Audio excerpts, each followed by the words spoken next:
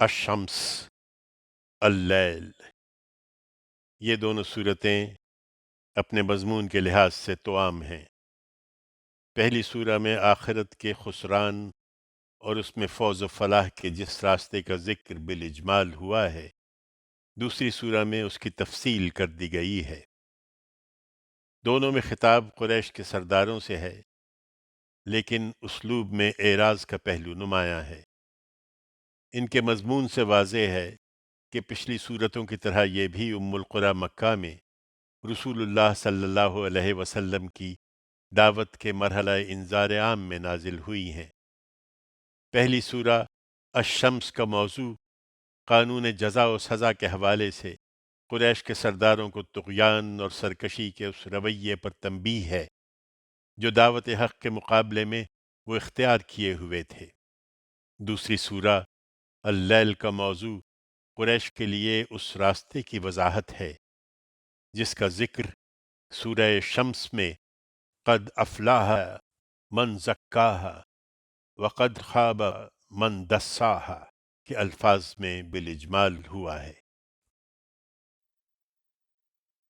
اللہ کے نام سے جو سراسر رحمت ہے، جس کی شفقت ابدی ہے۔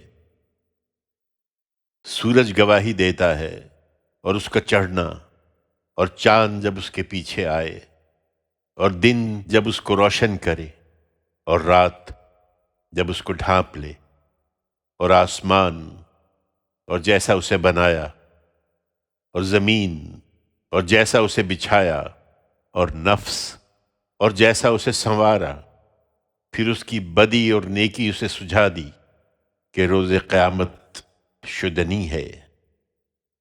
اس لیے فلاح پا گیا وہ جس نے نفس کا تزکیہ کیا، اور نامراد ہوا وہ جس نے اسے آلودہ کر ڈالا۔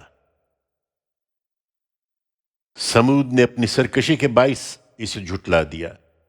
جب ان کا سب سے بڑا بدبخت اٹھ کھڑا ہوا تو اللہ کے رسول نے انہیں متنبہ کیا کہ اللہ کی اس اونٹنی اور اس کے پینے کی باری سے خبردار رہو، مگر انہوں نے اسے جھٹلایا اور اونٹنی کی کونچیں کاٹ دیں۔